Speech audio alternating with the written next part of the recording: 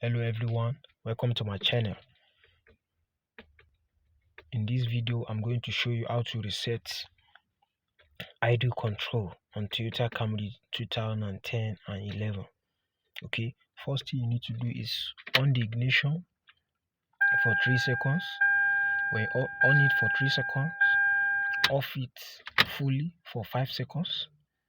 When you do so, do it 5 times. Re-on it for 3 seconds and off it back for 5 seconds. When you repeat this process 5 times, okay, you will now start the vehicle.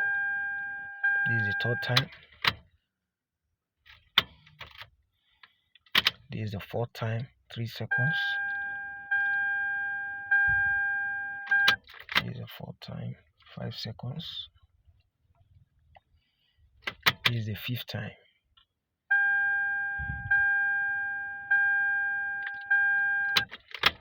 Now on this fifth, when it's complete 5 seconds, you will now start the vehicle.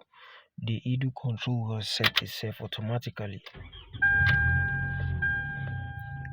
As you can see guys, the idle control is now, it should be moving up gradually.